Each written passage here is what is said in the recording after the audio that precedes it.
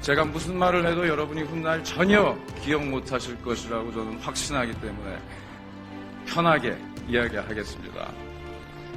그럼에도 불구하고 여러분께 무슨 말을 해드릴지에 대해서 밤새 고민을 했습니다.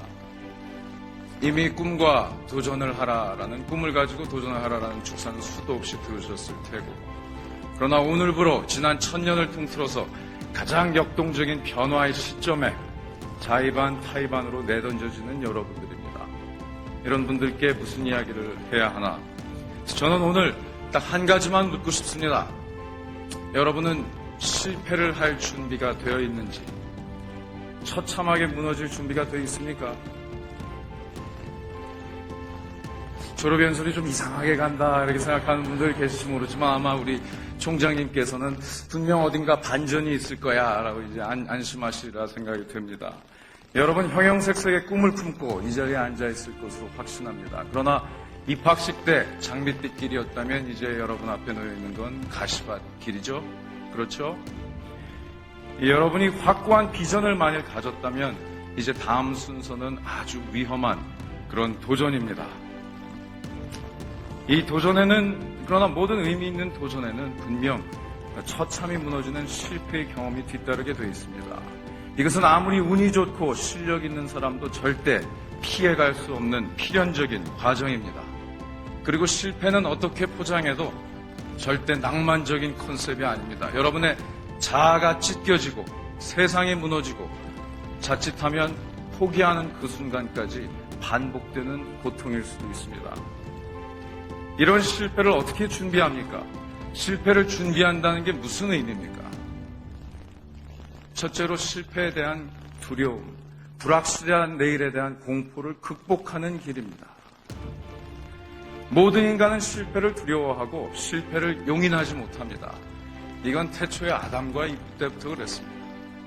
선악과를 먹지 않으면 만물 영장으로 만들어주겠다는 하나님과의 약속에 실패한 인간들이 이것을 끝까지 인정하지 못하고 여자 탓, 뱀 탓으로 돌릴 때부터의 DNA입니다. 이 DNA 때문에 우리는 실패에 대한 공포를, 그 두려움을 인간의 그치지 않는 신앙이라고 부릅니다. 그러나 여러분, 두려워한다고 성공의 가능성이 높아집니까? 실패의 가능성이 낮아집니까? 그렇지 않죠? 결과와는 아무런 상관이 없는 두려움이죠. 위험 없는 도전이 있을 수 없듯이 실패 없는 성공이란 절대 있을 수가 없습니다. 더욱이 지금은 평범한 성공이 통하는 평범한 시대가 아닙니다. 특히 과감한 도전을 꿈꾸고 이 세상에 뛰어드는 여러분 앞에는 정말 처참한 실패의 과정이 기다리고 있다고 저는 자신합니다. 저는 15살 때 미국으로 유학을 떠났습니다. 그때 저희 어머니께서 써주신 편지에 기억에 남는 두 구절이 있습니다. 하나는 랄프 월도 에머슨이 쓴 글이고 또 하나는 성경의 신명기 구절입니다. 에머슨은 길이 있는 곳으로 나아가지 말고 대신 길이 없는 곳으로 나아가 너희 발자취를 남기라는 글을 썼습니다. 제 어머니께서는 그 글을 쓰시고 어떤 경우에든 남이 덜 다닌 길, 희소 가치가 있는 선택을 하라 라는 말씀을 하셨어요. 동시에 신명기 28장 1절은 여러분 아시다시피 네가 네 여호와의 말씀을 지켜 듣고 이를 따라 행하면 너를 세계 모든 민족 위에 뛰어나게 하실 것이다 라는 구절이었습니다. 즉 너는 재벌의 아들도 아니고 권력자의 아들도 아니지만 세상에서 가장 센 하나님의 백을 가졌으니까 절대 기죽지 말고 정진하라 라는 이 두 구절이었습니다. 그 후로 저는 수많은 책을 읽었고 많은 공부를 했습니다. 그러나 제 인생에서 모든 선택의 기로에서 제 결정을 좌우한 것은 그 두 가지 구절입니다. 어떻게 하면 남이 덜 다닌 길을 갈 수 있을까? 그리고 둘째로 일단 선택을 내렸으면 성공은 인간의 노력과 하늘의 축복이 만나는 지점에 있다. 결국 사람의 노력을 다 한 다음에 나머지는 하늘의 몫이다. 내가 인간의 노력을 다했고 나머지는 하늘에 맡겨야 되는 것이면 두려움이 끼어들 여지가 있습니까? 없습니까?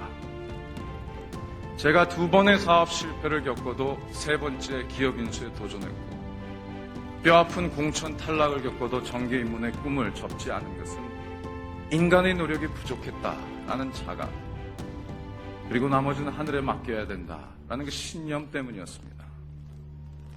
여러분, 이처럼 만약 실패에 대한 공포를 극복할 수 있다면 둘째로 실패할 준비가 되어 있는가라는 의미는 아무리 실패를 거듭해도 여러분이 애초에 지금 세워놓은 비전에 끊임없이 재도전할 수 있느냐라는 질문입니다.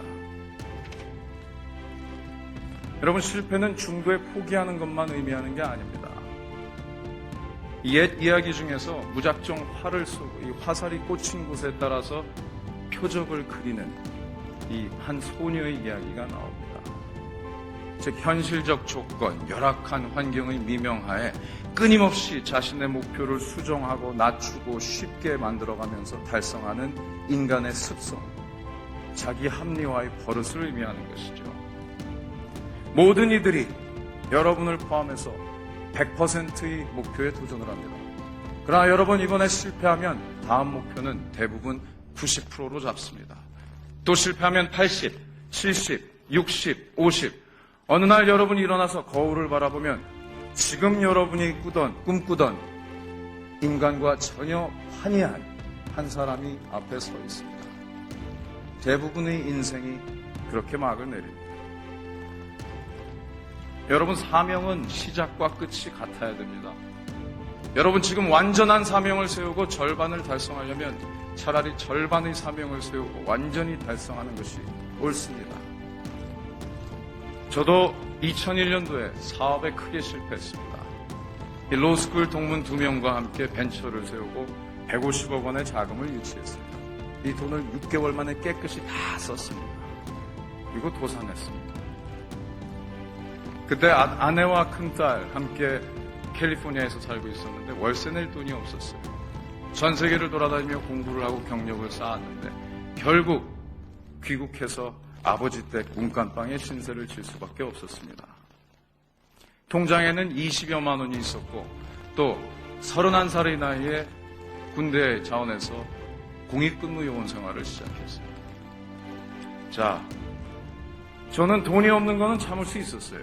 회사가 도산하는 것도 아프지만 견딜 수 있었습니다. 그러나 제 운명의 주제자가 되겠다는 꿈만큼은 버릴 수가 없었습니다. 아무리 힘들어도 다시 회사로 들어가서 남의 지시를 받는 삶은 절대 살고 싶지 않았습니다. 그렇게 1년을 버텼습니다. 그리고 부채를 얻어서 50년 적자였던 헤럴드 미디어, 코리아 헤럴드 내외경제 신문을 인수했습니다. 그리고 2년 반 만에 하늘의 도움으로 흑자 전환에 성공할 수가 있었죠. 여러분, 목표를 이리저리 고치면서 낮아진, 쉬워진 목표 달성에 만족하는 것은 정말 멋진 실패보다 못한 추한 성공에 불과합니다. 아무리 멍들고 까지더라도 다시 일어나서 자기 합리화와 변칙적 달성 없이 애초에 세운 비전에 죽는 순간까지 끊임없이 재도전할 수 있느냐? 그럴 만한 가치가 있는 몸이고 그럴 만한 의지가 있는 인간이냐? 있다면 실패할 준비가 되어 있는 것이고 도전할 자격이 주어진 것입니다. 사랑하는 서울여대 졸업생 여러분, 말씀드렸다시피 여러분은 인류 역사상 가장 역동적인 변화의 장에 내던져진 사람들입니다. 모든 일이 일어날 수 있고 모든 상상이 가능한 곳입니다. 그리고 여러분 고유의 삶을 디자인할 수 있는 세상에 왔습니다. 그러나 여러분이 앞으로 이런 과감한 도전을 하면서 수도 없이 현실과 이상의 괴리 앞에서 좌절을 경험할 거예요. 저도 수도 없이 경험합니다. 그러나 여러분이 그 같은 실패의 벽 앞에서 울고 있을 때 누군가는 반드시 그 벽을 타고 오릅니다. 누군가는 반드시 그 벽 위에 꼭대기에 서 있습니다. 실패 없는 삶이라고 하는 건 성공 없는 삶을 의미합니다. 타인과 환경에 이끌려가는, 휘둘리는 고만고만한 인생을 의미합니다. 나는 여러분 스스로 자문했으면 좋겠습니다. 평생을 떨면서 양으로 살 것이냐, 하루를 살아도 사자로 살 것이냐. 위험하지 않은 꿈은 꿔야 될 가치가 없어요. 이제 여러분에게, 젊은 여러분에게 모험은 선택이 아니라 의무입니다. 그리고 실패는 성공을 위해 반드시 겪어야 하는 피해갈 수 없는 필연입니다. 여러분, 인간의 노력을 다할 뿐이기에 나머지는 하늘의 몫이기에 두렵지 않다라는 신념, 그리고 아무리 실패해도 끝까지 재도전하겠다는 의지, 이 두 가지로 실패를 준비하고 한판 제대로 붙는 성공을 뛰어넘어 위대한 인생을 살아야 합니다. 그렇게 한 구석을, 세상의 한 구석을 밝히는 사람들이 되길 바랍니다. 여러분, 오늘 제게 주어진 연설 시간이 30분인데 제가 그 시간 다 쓰면 나쁜 사람이죠. 그래서 여러분에게 마지막으로 당부하고 싶은 말씀이 있습니다. 여러분, 살아 숨쉬는 모든 시간에 깨어 있으세요. 그리고 죽는 날까지 사랑하십시오. 그리고 절대 포기하지 마십시오. 알겠습니까? 감사합니다. 축하합니다. 네.